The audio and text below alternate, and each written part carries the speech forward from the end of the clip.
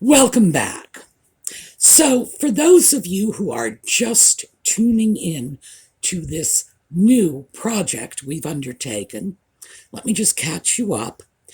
This began at the beginning of 2023 when I realized I was still stuck in 2020. So much went on that year that ranged from utterly chaotic to downright unpleasant and unsettling, and I never left that behind. So I started making videos about it. Turns out I'm not the only one who never left that behind. So together, we are all taking a journey to move ourselves forward, to move from 2020 to 2023. Or, one of the things that I have said is I want that life I had in 2019 back. I want to get back to that trajectory. I want to be able to look at 2020 as a blip on the radar, as some difficult and unfortunate set of circumstances that briefly sidetracked me, and now I need to get back. So, when we come back, we are going to pick up on where my journey has taken us and where it will be going in the immediate future.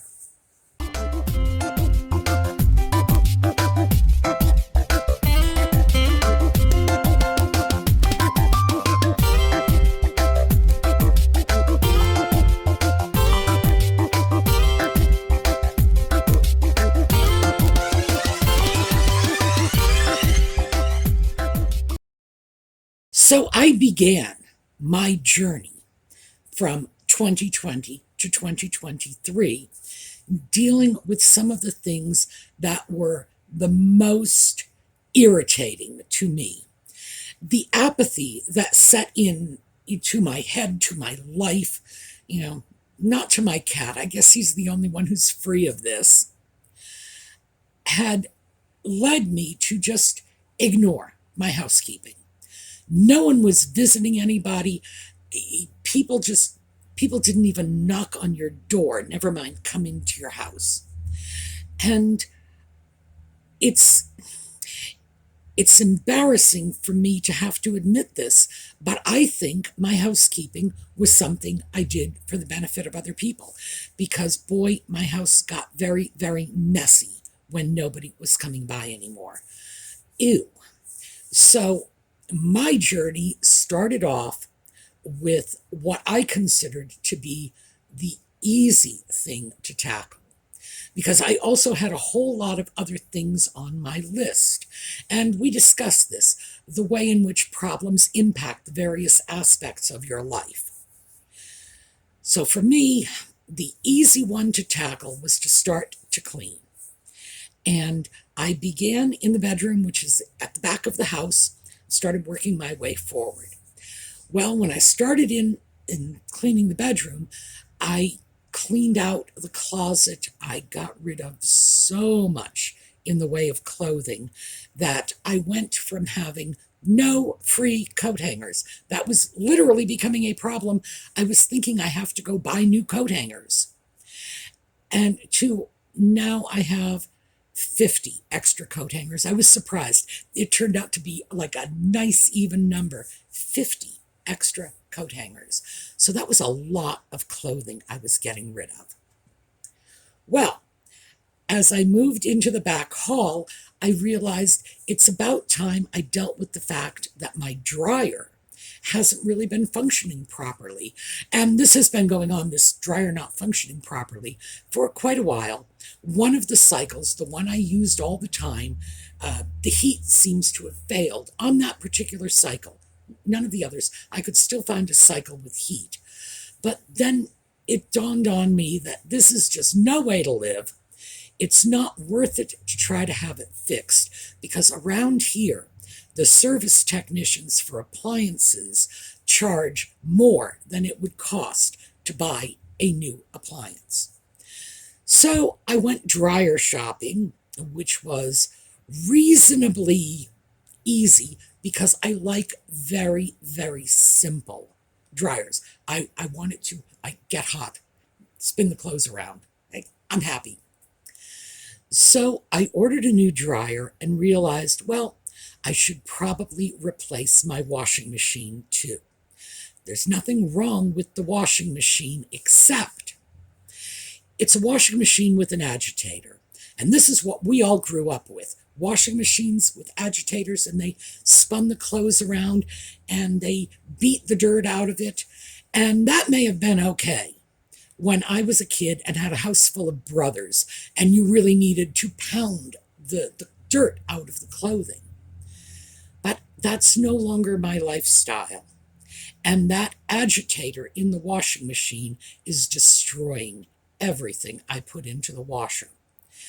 And when I thought about that and realized I just a week ago had to order a new sheet because I pulled one of my sheets out and there's all these holes in it. And these are not holes from the sheet being worn.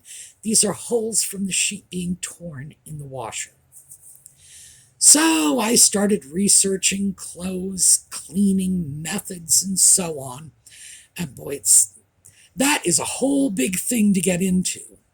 But it turns out that agitators are notoriously hard on your clothing. So I decided I will bite the bullet while I'm getting rid of the dryer. Might as well do the same thing with the washer. So I ordered a new washer too.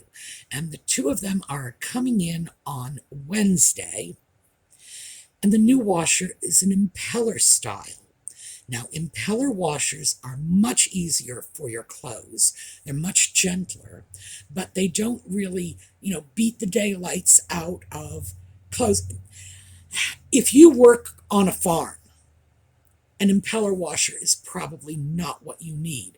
But I don't work on a farm, so I think I'm going to be very happy with it.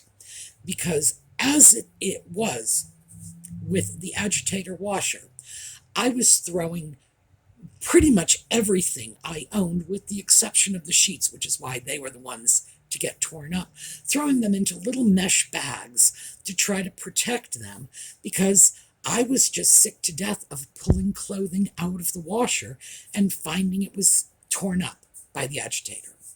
So that is what I decided to do. And by the way, if you have the same problem that your clothes are being destroyed by the washer, it's the agitator that's doing it. And you can get impeller washers. On the other hand, let me just say this. Replacing your laundry, your washer and dryer, is not going to be an inexpensive process. So it's something that you should look at if you need to replace it anyway. But I'm certainly not suggesting that you raid your savings account to get a new washing machine if you don't need to. That was something I did because, like I said, I was getting rid of the dryer anyway. It made sense in that set of circumstances. And I'm very sure, because my washer still works fine and my dryer still works, it may not work fine, but it still works, I'm probably going to be able to find someone around here who can use them. So that'll be good. They'll just go to a new home, somebody who might otherwise have had a difficult time, getting laundry for themselves. I like that. It always makes me feel better if my old stuff can go off to someone who needs it. So that's my plan at the moment. I don't have a home for them yet, but free washer dryer, I'll find a home for them. So, I know, boy, this is a long prelude, isn't it? While I was doing all of that, I realized that when I had gotten rid of my clothing, I had probably gotten rid of a whole lot of stuff because I was left with very little. And now, here's the fun part, because this is the fun video. Because I just sort of went in like an invading army, raping and pillaging in my closet and my dresser, I get to start buying new clothes. And this is a good thing because it's something I haven't done in a long time. Now, because I'm looking at buying new clothes, naturally, I went off and did all this research on buying new clothing. Because believe me, I can't even get up and, go to the kitchen for a cup of coffee without researching it first. It's just the way it is around here. And I was trying to determine what is normal clothes buying for people. Well, the funny thing is, there's information out there, but it is hopelessly contradictory. I have found figures on what the average American woman spends on clothing that range from a low of $45 a month to a high of $200 a month. And mind you, this is just the average woman. This is not a movie star, a fashion model. This is just average Mrs. America. So the bottom line is, we don't really know. They're just throwing numbers out because this is such a range that it tells me whatever research and survey instruments they've used, they are not very reliable and they are not cross-applicable. So, back to square one, I have no idea how much the average person spends on clothing in a month, in a year. No clue.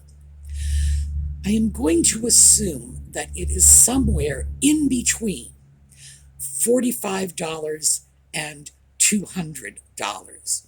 So just, for the sake of argument, I am going to shrug my shoulders and say the average American woman spends around $120 a month, because that's pretty much a split the difference figure. That is not how much I spend on clothing. I've never spent that much money on clothing. For me, that is just like a lot of money.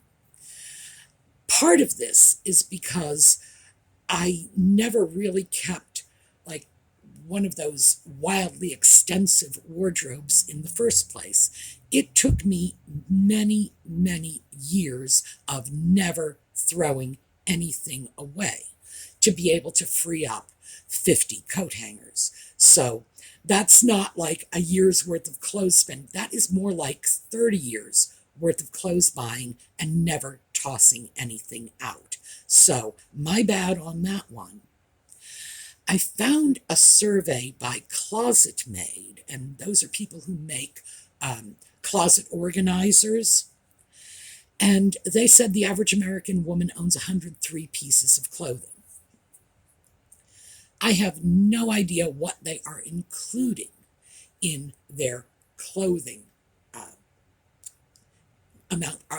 Are they including socks and underwear, or are they including just items you would hang up in your closet? And that's one of the difficulties I've found when it's come to doing this research. So I gave up on that because it wasn't telling me anything useful. And I went over to YouTube because, well, it's where we are, right? This is YouTube. And I started looking at videos on wardrobes, just how to maintain a wardrobe. And I started finding videos like how to curate your wardrobe. Like, my wardrobe is not an art collection. It is not a collection of fine antique manuscripts. It doesn't need to be curated. Really.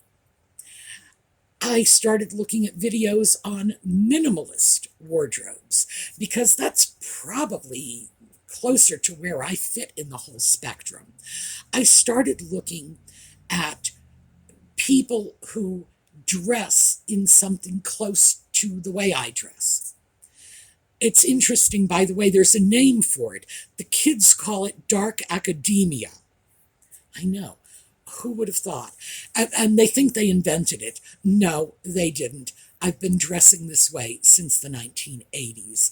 I called it my Fran Lebowitz, because it was a cross between Fran Lebowitz, Annie Hall, with a little bit of Amelia Earhart and Katharine Hepburn thrown in. You put that all together, you know what you get. You get dark academia. Oh, the kids did not invent this, thank you very much. And what I ended up with at the end of the day was a boatload of misinformation and a whole lot of weird, this is how you buy clothing rules. So, as I say, I thought we would have some fun with this. So, this is my fun video. Let's talk about what we know that they don't. First of all, a capsule wardrobe. That's what they're calling their minimalist wardrobes. You know what that is? That's the same mix and match fashion we used to do when we were kids. Here, let me give you a blast from the past. 1958, by the way. Here you go. These new campus coordinates are simply fabulous for school. The girls just adore them. All of those skirts that coordinated with the blouses and the sweaters and so on that we were wearing to school back in the 1950s and 60s, well, they've got a name for it, capsule wardrobe. And gee, we just thought it was coordinates or mix and match. Huh, who knew? So that's pretty much where I started on this little adventure, because capsule wardrobe, they were like, oh, you 30 or 40 pieces will constitute your wardrobe. Well, I guess that means we can't count socks and underwear, because I absolutely have more than 30 pieces of socks and underwear. Truly, I do. In trying to sort this out, I started looking at what the rules were. They have rules. They're wrong, but they have rules. And I started checking out some videos with titles like, what are 3 pieces of clothing that are must-haves for your capsule wardrobe? You're going to love this. You need a white t-shirt, a pair of blue jeans, a black blazer. Really? No. I think maybe it's a function of my age, my generation. But the fact is, I don't need any of those items, and I'm going to feel okay about it. I do have blue jeans. They are in my wardrobe, yes. Do I have a black blazer? Here, this is interesting, because yes, in fact, I kind of do. I have a black velvet blazer from the 1940s. It's packed away. I have not worn it for years. I haven't been able to fit into it for years. But yes, that is in my wardrobe. Is that what they mean? I don't think so. And will I ever have a white t-shirt? Absolutely not. White is not a color that I really think looks very good on me. And so a white t-shirt, well, when they say this is what everyone needs in their wardrobe, I guess I'm not everyone, because that's not happening. Absolutely not. So by the way, all of these young people, and they're adorable. I'm not saying anything against these cute little people who are in their 20s or 30s, and they're all size 2s, and they probably all live in the artier sections of Los Angeles or New York or Toronto, but they don't have real world wardrobes. I have no idea where they work, where you can show up in a pair of jeans, a white t-shirt, and a black blazer, and somebody's going to say, oh, that's appropriate. Well, gee, not if you work at a law firm, not if you work at one of the The advertising firms on Madison Avenue, not if you work at a stock brokerage house, not if you work at a doctor's office. I'm not sure where they are wearing this stuff, but certainly it's nothing that appeals to me in any way. I think, as I said, it's a function of age. I have seen women my age who are just, they have that sort of boho earth mother look with the dirndl skirts and the cable sweaters, and they don't really have a handbag. They have a knitting bag they're using as a handbag, and they look fantastic. And more than that, what you see is what you get. When you see a woman who is dressed like that, you know who you're dealing with, and she knows who she is. This is someone who is expressing their own personality, looks terrific, and probably doesn't own a black blazer or a white t-shirt. So I think that wardrobe planning is far too individual. And I do feel sorry for these children, because I remember when I was young. I was a young person in the late 60s, and we disdained that corporate America uniform. That's what we called it, the corporate uniform. But we had our own uniform. You were not accepted as one of us if you didn't have a tie-dyed t-shirt, that pair of blue jeans, and a pea coat. That was wintertime. That was a pea coat. That was the thing. We all have our own little uniforms that we expect our peers to be wearing. And it took a while to realize, at least for me, that that was not I didn't want to get pigeonholed in that this is who you must look like. This is what we're telling you you have to wear. I do not wear high heels. No. I used to. I gave it up a long, long time ago. I like to be comfortable, thank you. And because my grandfather and my great-grandfather, a long line of my ancestors owned shoe factories. One of the things I grew up knowing was that if you walk around in high heels in your teens, in your 20s, in your 30s, by the time you are 60, you are going to have more foot problems than you know what to do with. So people my age who spent their entire careers in high heels are paying for it now. And more is the pity, because you don't need high heels to have nice looking shoes. You already know my sense of shoe style is trampy. There's no other way to put it. Trampy.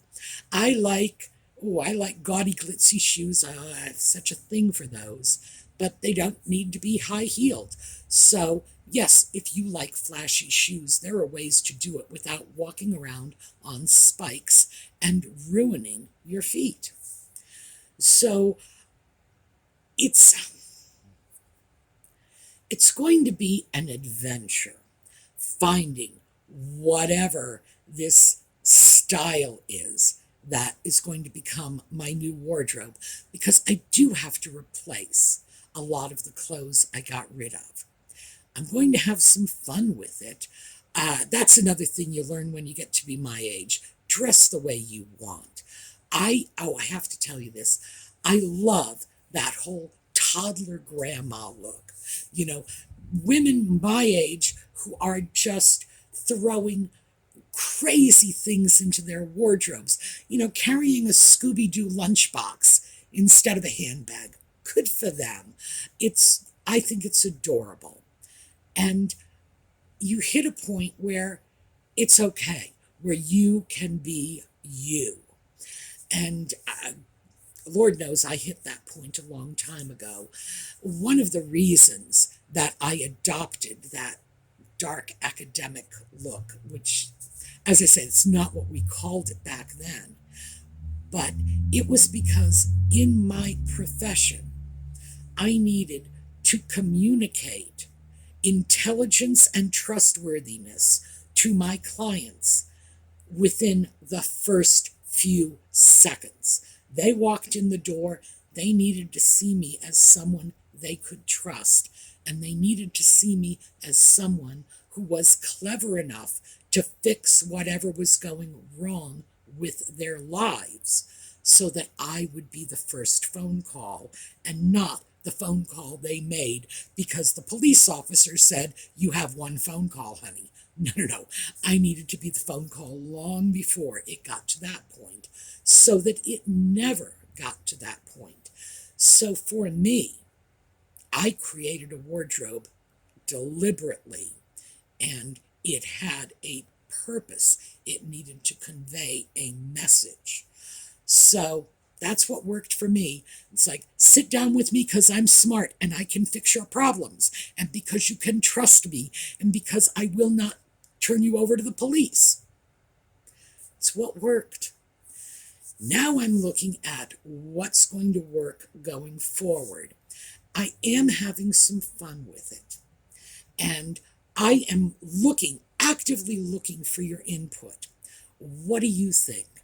And remember, we do not have to be bound by the same rules the children are bound by. They are interested in styles and trendy and, oh, is this the look that, J-Lo is wearing this year? I have no idea if she's still like the trendy person. I really don't. That's how old I am, very out of touch. But I don't need to wear what their favorite movie star or their favorite social media influencer is wearing. I need to wear stuff that works for me. So I am totally interested in your input. Now, if you are interested in what I can tell you about clothing, which is fabric care and how to preserve and extend the life of the stuff you have, you let me know, because that's what I bring to the party. And that comes from many, many years of sewing and researching different kinds of fabrics and what they are best for. All right, this is where I am going to leave it. As I say, this was a little fun thing, looking at other aspects, because clothing impacts so many areas of our lives. It impacts our mental health, our self-image. It can have a major impact on our finances. Like I said, those surveys, $45 a month, $200 a month, clearly we don't have a sense of what we're spending on clothes. So it's something that is going to impact us going forward. And it's something that I think we ought to be rolling into our move from 2020 to 2023. So, we will take a look at a video on the way out. Audie was not with us. He's napping. We are expecting snow this afternoon. As you know, that's all my fault. But when he feels the weather is getting a little too chilly, he retreats to the bedroom, curls up in the bed, in between those little feather pillows I've put out for him, and he's very happy in there. So I hope he'll be with us tomorrow, but who knows? By tomorrow, there should be snow on the ground, so he might not like me very much and might not be willing to come out. All right, meanwhile, have a terrific day, and we'll see you next time.